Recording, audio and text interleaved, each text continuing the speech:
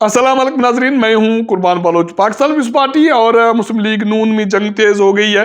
आखिरकार मुस्लिम लीग नून ने बाज़ाब्ता तौर पर खामोशी तोड़ दी और बिलावल भुट्टो ज़रदारी को पंजाब में इंतखाबात के हवाले से चैलेंज दे दिया है। और बिलावल भुट्टो ज़रदारी का इल्ज़ाम ये है, मियां नवाज शरीफ पर संगीन इल्ज़ाम है कि वो इंतज़ामिया के बल बोते पर इक़्तिदार में आना चाहते हैं या इक़्तिदार में आ रहे हैं। इसका मतलब है कि नक्शा क्लियर होता जा रहा है। पाकिस्तान पीपल्स पार्टी और मुस्लिम लीग नून माजी में भी हरीफ जमातें रही हैं, लेकिन एक दो मरतबा उन्होंने मुश्तरका तौर पर इत्तेहादी हुकूमत भी की। ये तो एक माजी है और मुस्तकबिल में भी ऐसा मुमकिन है, क्योंकि पाकिस्तान पीपल्स पार्टी ने PTI के हवाले से, मुस्लिम लीग नून के हवाले से, अब जो आने वाले इंतखाबात हैं उसके हवाले से भी एक अहम फैसला किया है। उसके तफसीलात भी आपको बताऊंगा, लेकिन PTI इमरान खान के बाद PTI बढ़ गई है। तहरीक इंसाफ के साबिक चेयरमैन इमरान खान अब पार्टी के चेयरमैन नहीं रहे। ना सिर्फ वो चेयरमैन नहीं रहे, वो माइनस हो गए तहरीक इंसाफ से। ये उसका फैसला था या उसको ये फैसला करने पे मजबूर किया गया? वक्त आने पे ये चीज़ें तो सामने आ जाएंगी, लेकिन उन्होंने जो फैसला किया और जो कागजी इंतखाबात हुए तहरीक इंसाफ के, उसके बाद इस जमात की जो सूरत हाल है वो MQM अल्ताफ वाली रह गई है। अब दो सिर्फ इसमें फ़र्क है, वो ये है कि जब MQM की सूरत हाल ये बनी, अल्ताफ हुसैन बैरून मुल्क थे, अब उसके बाद वो MQM से माइनस हो गए, MQM पाकिस्तान का वजूद अमल में आया। इमरान खान मुल्क में मौजूद हैं, जेल में मौजूद हैं, अभी तक उनका वोट भी मौजूद है, लेकिन पार्टी तितर बितर हो गई है। जो भी इक़दाम उठाए गए पार्टी के इंतखाबात के हवाले से, उसके बाद इस पार्टी की जो साख थी वो ऑलमोस्ट ख़त्म हो गई है। ये फैसले किसके थे? क्या इमरान खान ने यही हिदायत दी कि पार्टी के इंतखाबात इसी तरह कराए जाएं, या उन्होंने जानबूझकर ये ढील दे दी कि पार्टी के साथ जो कुछ होगा उस पर भी वो हमदर्दी हासिल करेगा? क्योंकि कहा यह जा रहा है कि ये इमरान खान का फैसला था कि बैरिस्टर गोहर चेयरमैन बनेंगे, बाकी इंतखाबात होंगे। लेकिन आज जो इंतखाबात हुए उसमें जो सूरत हाल पैदा हुई, उससे ये लग रहा था कि ये बिल्कुल कागजी इंतखाबात थे, जाली किस्म के इंतखाबात थे, जिसके बाद इस पार्टी की जो साख थी वो ख़त्म हो गई है। MQM तो जिस ज़ोर बाजू की वजह से ख़त्म हुई, लेकिन जो MQM पाकिस्तान है उसको तो किसी न किसी हीले बहाने से चलाया जा रहा है। PTI का अब क्या बनेगा? जो इंतखाबात हुए उस पर पाकिस्तान पीपल्स पार्टी और मुस्लिम लीग नून जो वोट के हवाले से, आने वाले इंतखाबात के हवाले से शदीद हरीफ हैं, लेकिन इस इशू पे दोनों जमातें एक पेज पर हैं। और इनके अलावा जो तीसरा फरीक है इस इशू में, वो है बाबर साहब। वो भी इस हवाले से पाकिस्तान पीपल्स पार्टी के साथ एक पेज पर है। अब इंतखाबात हो गए और उसके बाद मरियम औरंगज़ेब ने प्रेस कॉन्फ्रेंस की, फैसल करीम कुंडी ने प्रेस कॉन्फ्रेंस की और अकबर एस बाबर ने प्रेस कॉन्फ्रेंस की। मरियम औरंगज़ेब और फैसल करीम कुंडी का ये कहना था कि ये जाली इंतखाबात तस्लीम नहीं करते, इलेक्शन कमीशन ऑफ पाकिस्तान इसका नोटिस ले। लेकिन अकबर एस बाबर ने, जो ये सीनियर रहनुमा हैं तहरीक इंसाफ के, जब इमरान खान ने ये इस जमा उसकी बुनियाद डाली तो अकबर एस बाबर उस वक्त भी उसके साथ थे। उसके बाद उनके इख्तलाफात हो गए और फॉरेन फंडिंग केस के हवाले से अकबर एस बाबर फरीक बना, और इसकी वजह से इमरान खान और तहरीक इंसाफ को बहुत बड़ी ख्वारी उठानी पड़ी। मेरे ख्याल में अब इमरान खान तो साइड लाइन हो गए, माइनस हो गए तहरीक इंसाफ से, चेयरमैन भी नहीं रहे।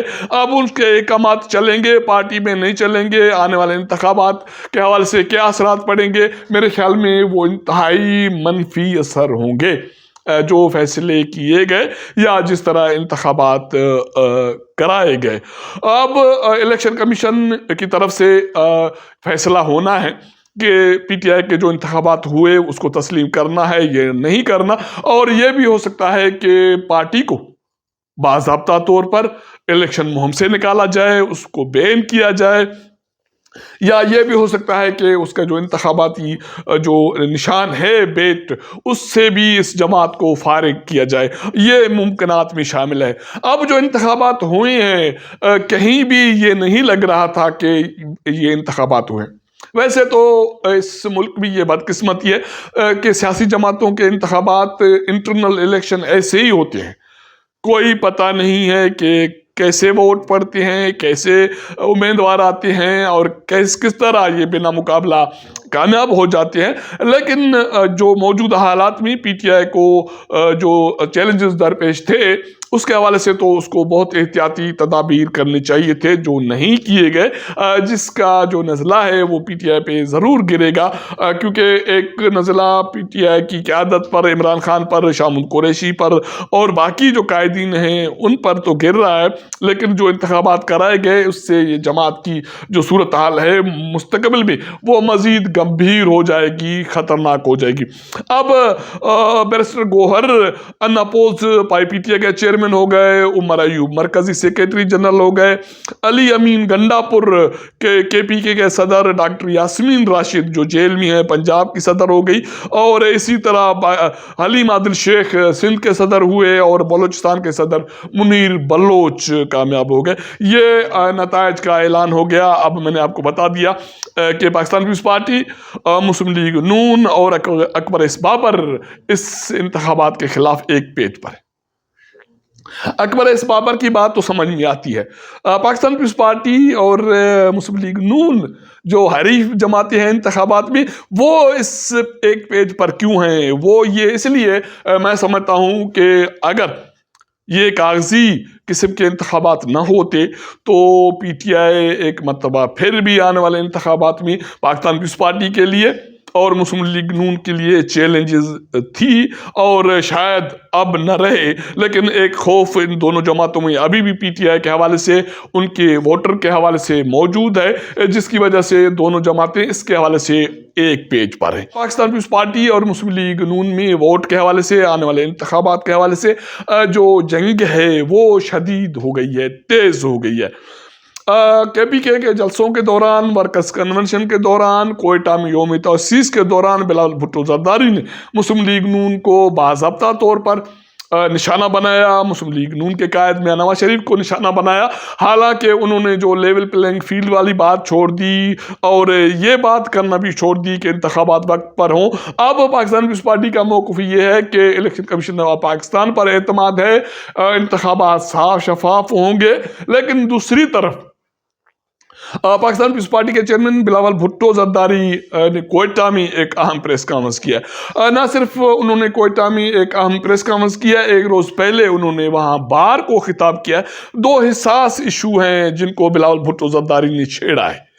ایک مسنگ پرسن کے حوالے سے انہوں نے چھیڑا ہے اور کہا ہے کہ یہ چیزیں نہیں ہونی چاہیے، اور جو لوگ گمشدہ ہیں ان کو منظر عام پر آنا چاہیے۔ بلاول بھٹو زرداری نے جو الزامات میاں نواز شریف سے مسلم لیگ نون کے حوالے سے لگائے ہیں، میرے خیال میں سنجیدہ قسم کے الزامات ہیں۔ وہ کہتے ہیں کہ ووٹ کو عزت دو تو دور کی بات ہے، اب میاں نواز شریف ووٹ کی بے عزتی کر رہے ہیں، اس کا مطلب ہے کہ ووٹر کی بے عزتی کر رہے ہیں، وہ اس سے باز آ جائیں، اور اس کا جو سنگین الزام ہے وہ انتظامیہ پہ ہے۔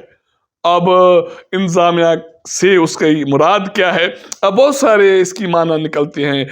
وہ کہتے ہیں کہ میاں نواز شریف اپنے بل بوتے پر انتخابات میں نہیں جا رہے، اور اپنے بل بوتے پہ اس کو اقتدار بھی نہیں ملے گا، وہ تو ڈر رہے ہیں، وہ پنجاب میں میدان میں نہیں نکل رہے، وہ انتظامیہ کی مدد سے اقتدار میں آنا چاہتے ہیں یا اقتدار میں آ رہے ہیں، لیکن اس کو اس سے باز رہنا چاہیے، ایسا کرنے نہیں دیں گے۔ اس کا جواب مسلم لیگ نون نے باضابطہ اب دے دیا، اور یہ کہا جاتا ہے کہ مسلم لیگ نون نے خاموشی توڑ دی۔ احسان اقبال اور رانا ثناءاللہ نے لاہور میں ایک اہم پریس کانفرنس کی، جس میں انہوں نے بلاول بھٹو زرداری کو چیلنج کیا ہے۔ دو چیلنجز ہیں۔ ایک چیلنج یہ ہے کہ 18ویں ترمیم کو منطقی انجام تک پہنچایا جائے، اب منطقی انجام تک پہنچانے کا مقصد کیا ہے؟ وہ کہتے ہیں کہ ان کا یہ مقصد ہے کہ مزید اس کے اختیارات ہیں جو 18ویں ترمیم کی روشنی میں وہ وفاق سے صوبوں میں منتقل ہو گئے. اب صوبوں میں لوکل سطح پر، مقامی سطح پر اس کو مزید اختیارات کو منتقل کیا جائے گا، اور اسی حوالے سے جو آنے والی حکومت میں اقدامات کیے جائیں گے، آئینی ترامیم کی جائیں گے. اور یہ ایم کیو ایم کا مطالبہ ہے، اس میں بلدیاتی انتخابات میں اس کو یقینی بنانا، ان کو انشور کرانا، بلدیاتی اداروں کو اختیارات دینا، مالی وسائل فراہم کرنا.